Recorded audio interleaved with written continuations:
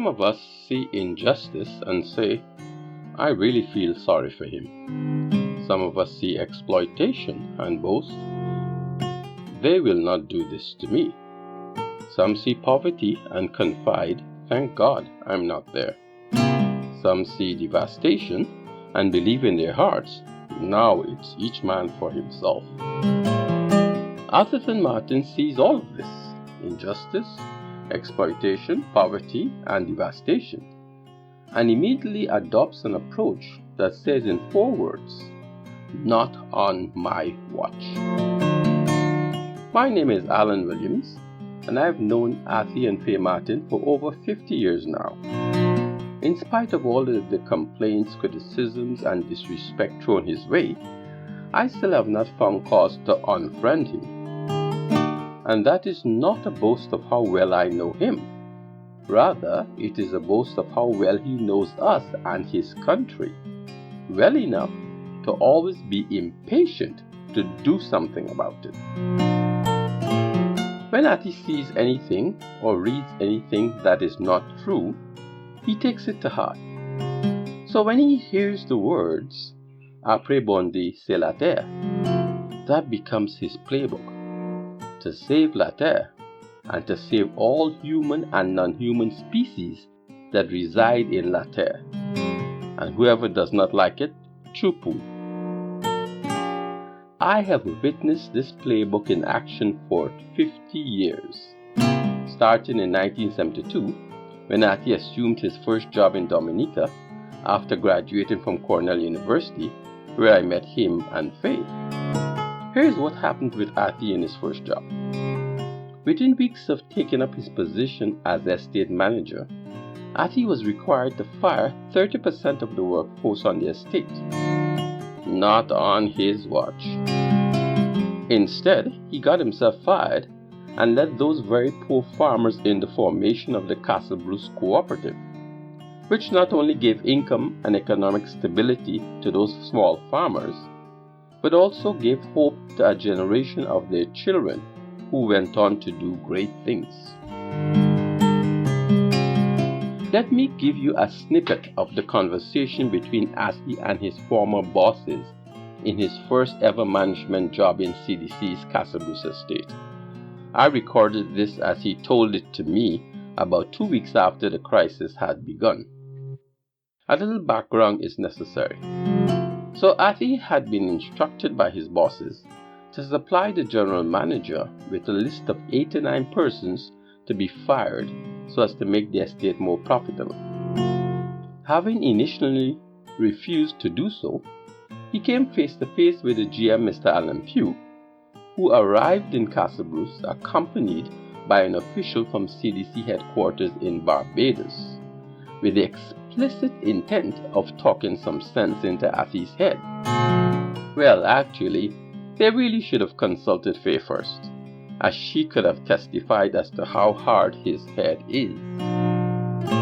This is the tail end of that 2-hour meeting between Athie and his white overseer bosses. Athie, why is the layoff necessary? Because Castle Bruce is not making profits. I have not seen any statistics to support such a claim. We admire your interest in the affairs of the company.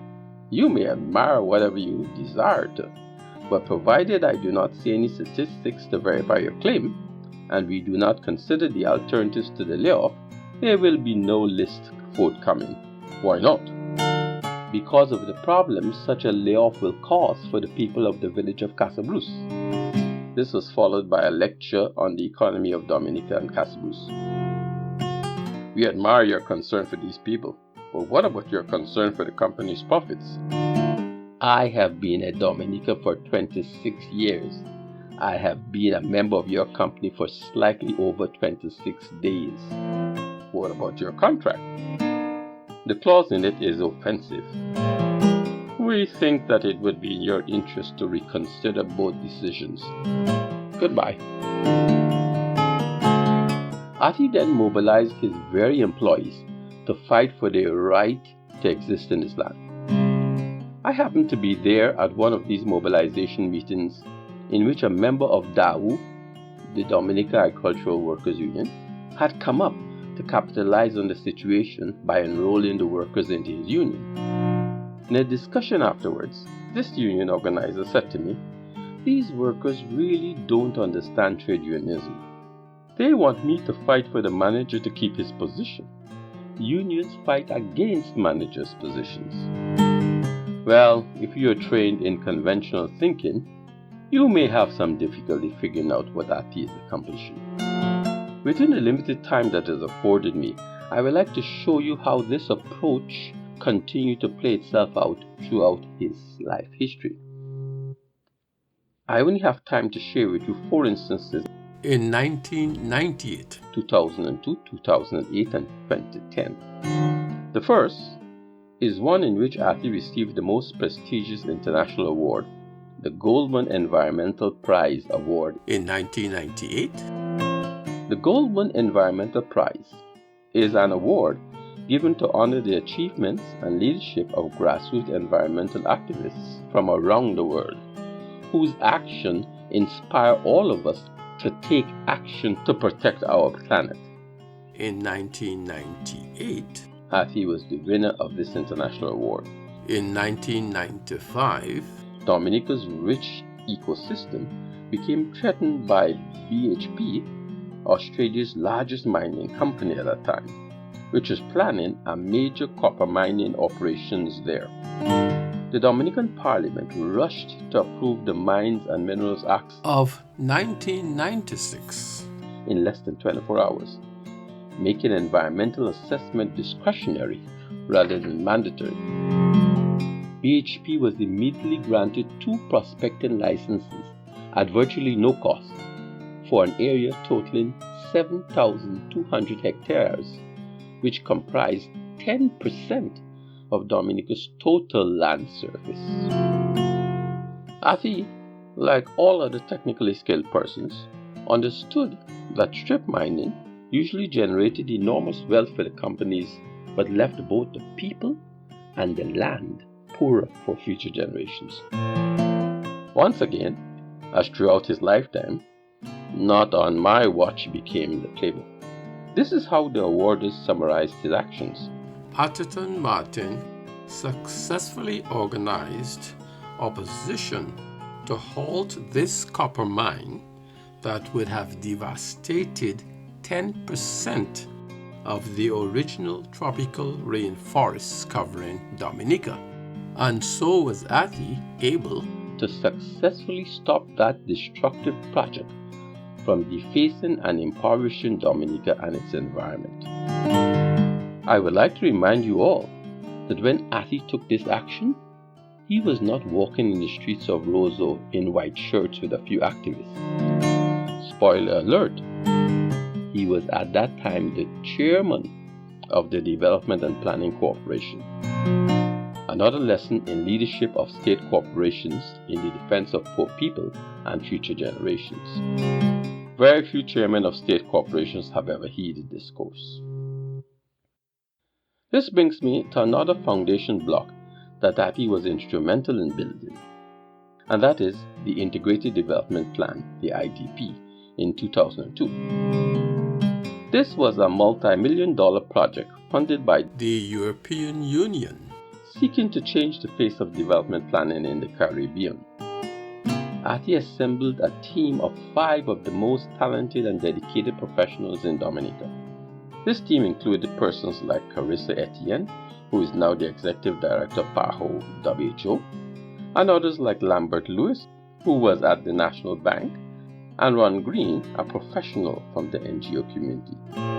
I happen to be the economist on the team. Again, some background information is needed here for you to fully understand the deep significance of this task.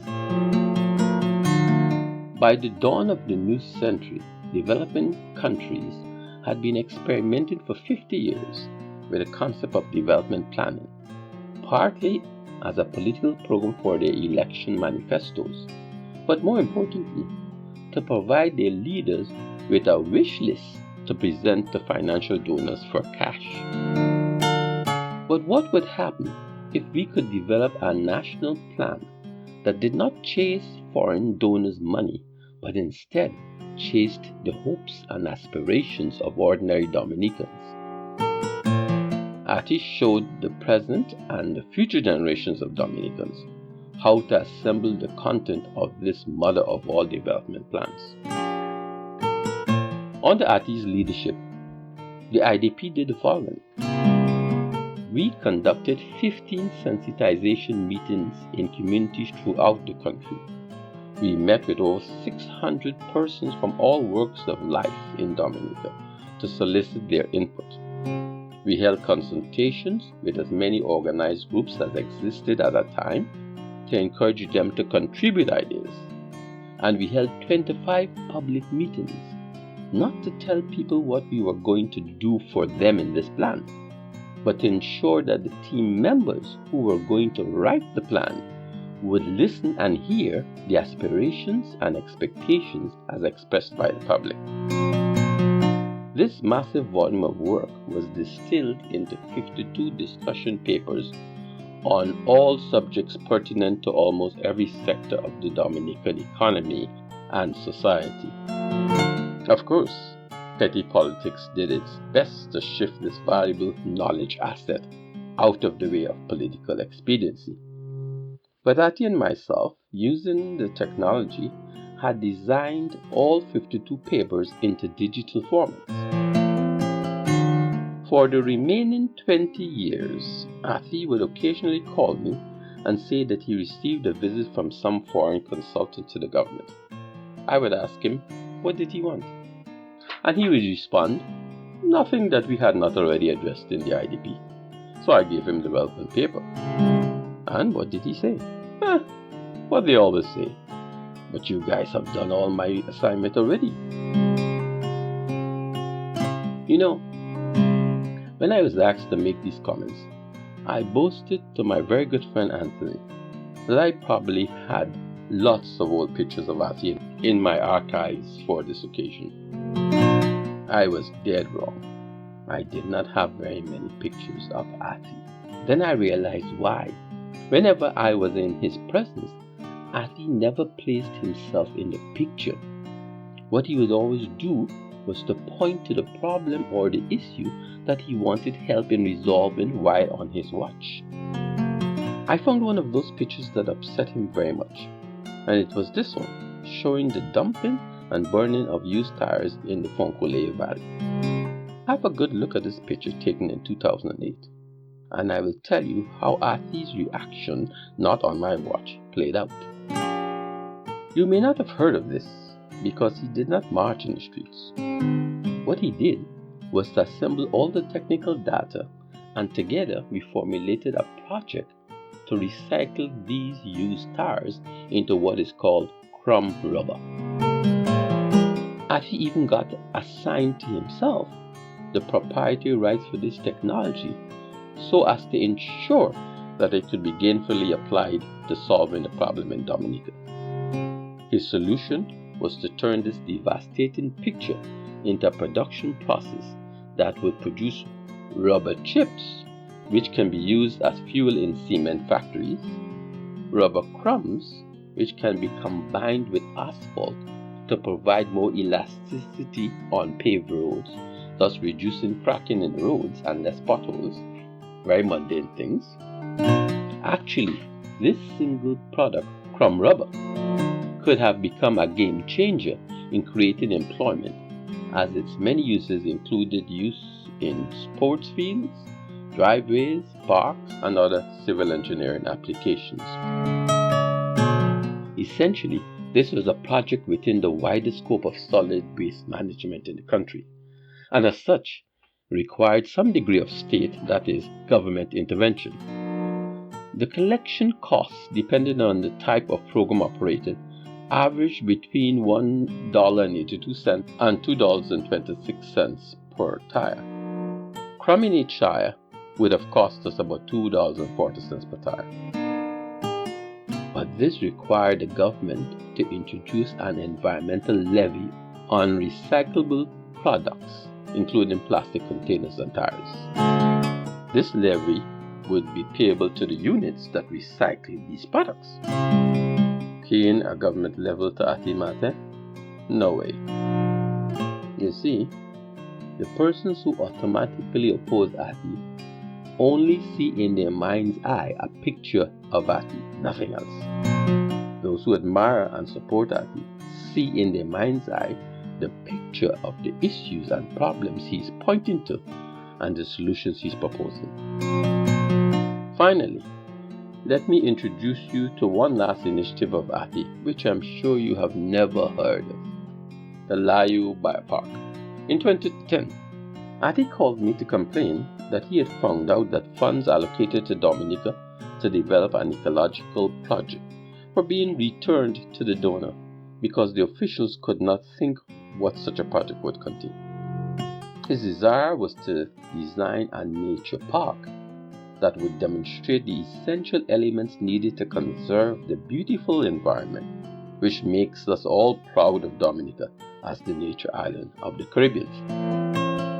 Thus, the first biopark in Dominica was designed, costed, and even presented to the Cabinet of Dominica in 2010. Let me tell you some of the features of this biopark. Athie and Mr. Ashton Lugay, an excellent forester, had chosen the Layou River Basin as the preferred site, right in the vicinity of the defunct Layou River Hotel. The project was intended to create a major natural tourism asset right there in the Layou River Basin, and through heightening awareness of its value, to stimulate public opinion to block any further destructive industrial activities in or near that river. Here is what was fascinating about this idea. The park itself was across the river from the existing hotel, connected by a pedestrian bridge. So get this. To enter the nature park, you were being invited to leave the disgraceful edifice of the supposed development, that is the hotel, with all its corruption, and walk across the bridge to what would become a physical heritage of Dominica's beauty. This was a park that not only preserved fauna and flora of Dominica, in addition to a herbarium and preserved biodiversity zones, the park also contained an amphitheater built in such a way to facilitate Dominica's cultural presentation. So you would be able to enjoy watching them dance the ballet against a background of a beautiful running river and verdant green mountains. The park also had what was called a sketch artist corner, where artists from all walks of life in Dominica can come and display their works of art for sale to visitors, both local and foreign. 10 years after ditching a made-for-financing project that would have converted 10 acres into a nature park that would have been functional, interactive, and exhibitional, the government of Dominica got some money to create what it called CREED, the Climate Resilient Executive Agency of Dominica, and without doing any of the necessary groundwork to simply declare Dominica as a climate resilient country. Laughable. From the Dominica University of Life and Struggle, Atherton Martin has earned with distinction the accolade of Foundation Block Builder, FBB. Wherever he encountered a problem, he built the foundation of a possible solution block by simple block. But rest assured, there is a generation that's coming. We don't know them. Athie will never meet them. But history has its own way of allowing the truth to be revealed. When this generation begins to demand that good governance and enlightened planning be restored to the island of Dominica, this generation will find redemption in their convictions from the foundations laid by one person who went before them, and that is Atherton Eloise Mate. So, on behalf of the generations of the future, I would like to say to Athie, thank you, thank you, thank you.